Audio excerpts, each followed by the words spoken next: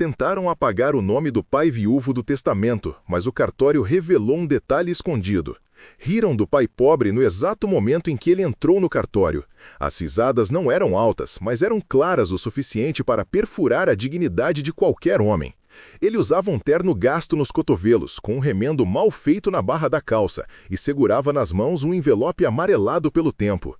Seus sapatos rangiam contra o piso de mármore italiano enquanto caminhava em direção ao balcão principal. A recepcionista ergueu os olhos por sobre os óculos de grife e seu nariz se franziu levemente, como se o cheiro da pobreza pudesse contaminar o ambiente climatizado. Ao fundo, dois advogados de terno azul marinho cochichavam entre si, e um deles apontou discretamente para o homem com um sorriso de canto de boca. O segurança na entrada cruzou os braços e inclinou a cabeça, analisando cada movimento daquele visitante inesperado.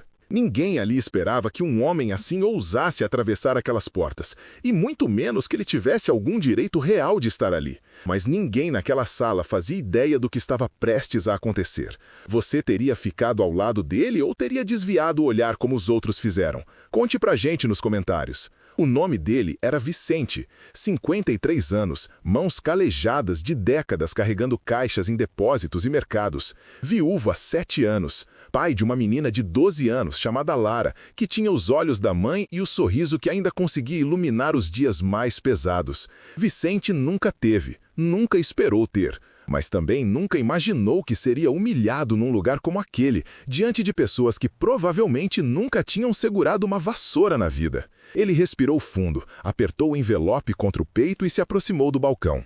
A recepcionista continuou digitando no computador por longos segundos antes de finalmente olhar para ele. "Pois não?" ela perguntou, com um tom que deixava claro que aquilo era mais uma obrigação do que uma cortesia. "Eu preciso falar sobre um testamento", Vicente disse, com a voz rouca, mas firme. "Um testamento da minha ex-sogra. Ela faleceu há 2 semanas." A recepcionista piscou devagar, como se processasse algo absurdo. Então soltou um suspiro curto e pegou uma prancheta. "Nome completo da falecida? Dona Helena Cardoso Vieira." O som do nome ecoou pela sala como um trovão silencioso. A recepcionista congelou. Os 2 advogados pararam de rir. O segurança endireitou a postura, porque todos ali sabiam quem era Helena Cardoso Vieira, empresária do ramo têxtil, proprietária de 3 fábricas no interior e de uma mansão no bairro mais caro da cidade. Uma mulher que construiu um império sozinha depois que o marido morreu em um acidente de carro. Uma mulher cujo nome constava em placas de hospitais, bibliotecas e até numa ala inteira de um museu municipal. E esse homem de terno surrado e sapatos velhos, estava alegando ter algum vínculo com ela? "O senhor disse, ex-sogra?" A recepcionista perguntou, agora com uma curiosidade quase ofensiva. "Isso mesmo, fui casado com a filha dela, Beatriz." E se você acha que histórias de pais que se recusam a desistir, mesmo quando o mundo inteiro parece estar contra eles, se inscreva agora no canal. Toda semana trazemos histórias reais e poderosas como essa. O nome de Beatriz caiu como uma pedra num lago parado. A recepcionista digitou algo rapidamente e seus olhos se arregalaram ao ler o que apareceu na tela. Beatriz Cardoso Vieira, filha única de Helena, falecida há 7 anos em decorrência de complicações no parto. Vicente viu o momento exato em que a expressão da mulher mudou. Não era compaixão, era surpresa. E logo depois, desconfiança. "O senhor vai precisar aguardar. Vou chamar o Dr. Augusto." Ela se levantou sem dizer mais nada e desapareceu por uma porta lateral. Vicente ficou ali, de pé, sentindo o peso dos olhares. Um dos advogados se aproximou, as mãos nos bolsos, a postura estudiadamente casual. "Você é o viúvo da Beatriz?" ele perguntou, com um meio sorriso que não chegava aos olhos. "Sou." "Interessante. Achei que a família não tivesse mais contato com você." Vicente não respondeu, porque era verdade. Depois que Beatriz morreu no parto, a família Cardoso o culpou, não abertamente, mas nas entrelinhas, no silêncio, nas visitas que nunca aconteceram. Dona Helena tinha se afastado completamente, levando consigo qualquer lembrança da filha que Vicente ainda tentava preservar. Ele ficou sozinho, com uma bebê prematura nos braços, sem dinheiro, sem apoio, sem nada, além da promessa que fez no leito de morte de Beatriz, que cuidaria de Lara, não importava o que acontecesse.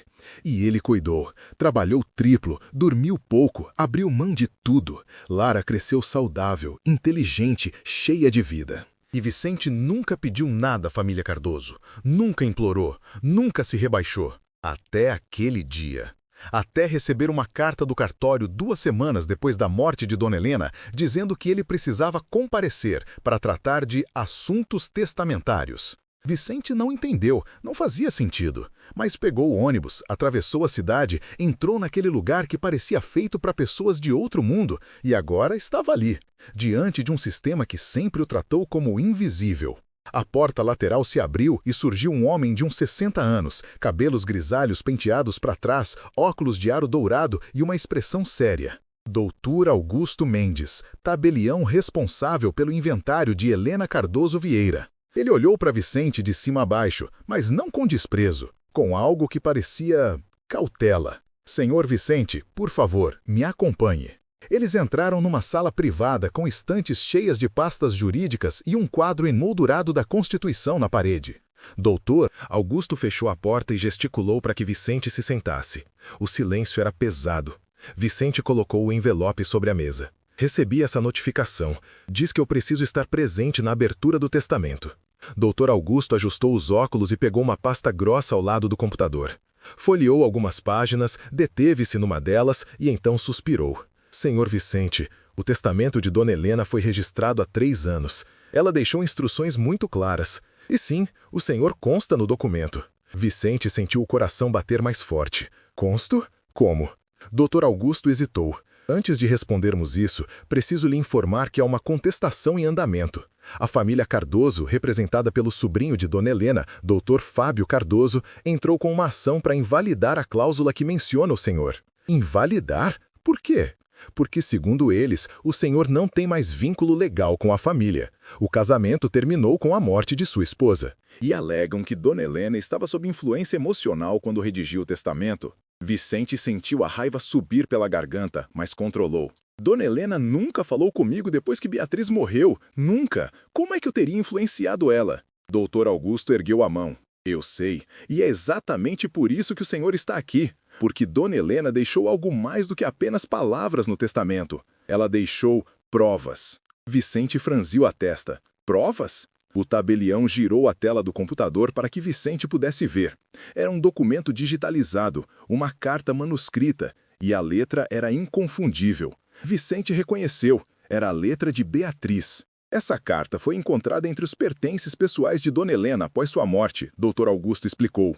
Ela estava guardada junto com o testamento original. Foi escrita por sua esposa, Beatriz, poucos dias antes de ela falecer. E nessa carta, ela pede à mãe que, caso algo acontecesse com ela, cuidasse de você e da filha de vocês, que não os abandonassem. Vicente sentiu os olhos arderem. Ele não tinha visto aquela letra há 7 anos. Não sabia que Beatriz tinha escrito algo assim. Não sabia que, mesmo no leito de hospital, sabendo que poderia não sobreviver, ela ainda pensava nele. Ainda se preocupava com Lara e com ele. Dona Helena ignorou o pedido da própria filha por 7 anos. Dr. Augusto continuou, com a voz baixa. Mas no final da vida, quando foi diagnosticada com câncer, parece que ela mudou de ideia. Ela veio até mim, sozinha, e pediu para alterar o testamento. Disse que havia cometido um erro, que tinha deixado a dor falar mais alto que o amor, e que queria reparar isso. Vicente mal conseguia respirar. E o que ela deixou? Dr. Augusto virou mais uma página. Ela deixou para o senhor a casa onde Beatriz cresceu, uma propriedade no interior, com escritura registrada. E deixou um fundo fiduciário para Lara, que será liberado quando ela completar 18 anos, valor estimado em R$ 1.200.000. O silêncio que caiu na sala foi absoluto. Vicente não conseguia processar. Ele, que tinha passado 7 anos lutando sozinho, dormindo em colchão no chão, trabalhando 12 horas por dia, agora estava ouvindo que a mulher que o tinha abandonado, que tinha virado as costas para ele e para a neta, havia deixado um futuro inteiro para Lara. E uma casa onde Beatriz tinha sido feliz. Mas tem um problema, Dr. Augusto disse, quebrando o transe. Dr. Fábio está alegando que o testamento é inválido, que Dona Helena estava emocionalmente abalada. Ele quer reverter tudo e está usando o fato de o senhor nunca ter tido contato com ela como argumento. Vicente cerrou os punhos. Eu nunca tive contato porque ela me excluiu.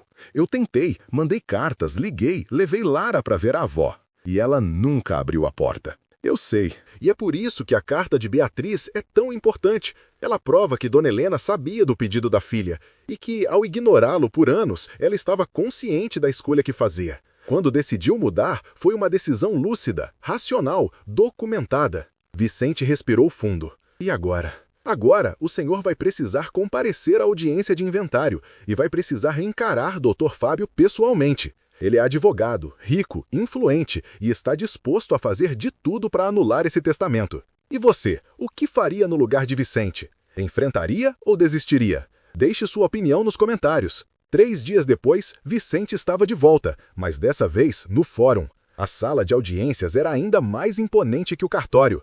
Painéis de madeira escura, pé direito alto, brasão da justiça na parede. Vicente entrou acompanhado de Dr. Augusto, que concordou em auxiliá-lo tecnicamente, mas deixou claro que não era advogado de defesa. Vicente estava sozinho. Do outro lado da mesa, Dr. Fábio Cardoso estava sentado com outros 3 advogados, todos de terno impecável, pastas de couro legítimo empilhadas à frente. Fábio tinha uns 40 e poucos anos, cabelo escuro, olhar afiado. Ele observou Vicente entrar e não escondeu o desdém. «Então esse é o famoso Vicente», ele disse em voz alta, para que todos ouvissem. «O homem que apareceu do nada para reivindicar a herança da minha tia». Vicente não respondeu, apenas sentou. O juiz entrou, todos se levantaram. A sessão começou. Dr. Fábio foi o primeiro a falar.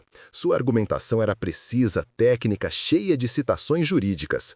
Ele alegou que Dona Helena estava fragilizada emocionalmente após o diagnóstico de câncer, que Vicente nunca tinha feito parte da vida dela, que o testamento era uma decisão precipitada, motivada por remorso, e que não refletia a vontade real da falecida. Ele apresentou laudos médicos, atestados psicológicos, depoimentos de empregados que afirmavam que Dona Helena chorava frequentemente nos últimos meses de vida. Meritíssimo, Dr. Fábio concluiu. Esse homem não tem vínculo afetivo com a família Cardoso. Ele é um estranho e o testamento deve ser anulado. O juiz ouviu em silêncio. Então se virou para Vicente. Senhor Vicente, o senhor deseja se manifestar? Vicente olhou para Dr. Augusto, que fez um gesto discreto de encorajamento. Vicente se levantou. Não tinha advogado, não tinha laudos, só tinha a verdade. Meritíssimo, eu não vim aqui pedir nada, vim porque fui chamado. Eu não sabia que Dona Helena tinha me incluído no testamento, não sabia que ela tinha guardado uma carta da minha esposa por todos esses anos. Mas eu sei de uma coisa, Beatriz pediu à mãe dela que cuidasse da nossa filha, e Dona Helena ignorou esse pedido, por 7 anos. Ela me deixou sozinho, deixou a neta sozinha. E agora, no final, ela tentou consertar isso. Não sei se foi remorso, não sei se foi amor, mas sei que foi escolha dela. E essa escolha está sendo desrespeitada por um homem que nunca moveu um dedo para ajudar a Lara. Dr. Fábio se levantou imediatamente. Isso é uma acusação infundada. Não é acusação, Vicente rebateu com a voz firme. É fato. Você sabia que Lara existia. Você sabia que eu estava criando ela sozinho. E nunca perguntou se a gente precisava de algo. Agora quer tirar o que a própria Dona Helena decidiu deixar para ela. O juiz bateu o martelo. Ordem. Vicente sentou. Dr. Fábio olhava para ele com um ódio puro. Dr. Augusto então se levantou e pediu a palavra. Meritíssimo, gostaria de apresentar um documento adicional. Ele entregou cópias da carta de Beatriz para o juiz e para Dr. Fábio. O silêncio foi tenso enquanto ambos liam. A carta era curta, mas devastadora. Beatriz pedia à mãe que não culpasse Vicente, que cuidasse da filha deles, que não deixasse a dor transformar o amor em abandono. Essa carta, doutor, Augusto disse, prova que Dona Helena sabia do desejo da filha e que, ao mudar o testamento, ela estava honrando esse desejo. Não é remorso, é reparação. Dr. Fábio tentou contra-argumentar, mas sua voz já não tinha a mesma força. O juiz pediu um intervalo de 10 minutos. Quando voltou, sua decisão foi clara. Pelo exposto, reconheço a validade do testamento. A carta de Beatriz Cardoso Vieira constitui prova documental da vontade expressa da falecida em reparar o afastamento familiar. O testamento será executado conforme registrado. Vicente fechou os olhos, sentiu as pernas fraquejarem. Dr. Fábio jogou a caneta na mesa e saiu da sala sem olhar para trás. Quando Vicente saiu do fórum, o sol estava forte. Ele parou na escadaria, respirou fundo e pela primeira vez em 7 anos sentiu que Beatriz estava ali, de alguma forma, cuidando dele, cuidando de Lara. Ele pegou o celular e ligou para a filha. Pai, e aí, como foi? Vicente sorriu. Foi bom, meu amor. Foi muito bom. Nunca julgue um homem pela roupa que ele veste, nem pela casa onde ele mora. Julgue pelo peso que ele carrega e pela forma como ele continua caminhando mesmo quando o mundo inteiro ri dele. Se essa história tocou você, se inscreva agora no canal para receber mais histórias reais e emocionantes toda semana. E clique no vídeo na tela para assistir a próxima história com uma reviravolta tão forte que você nunca vai esquecer.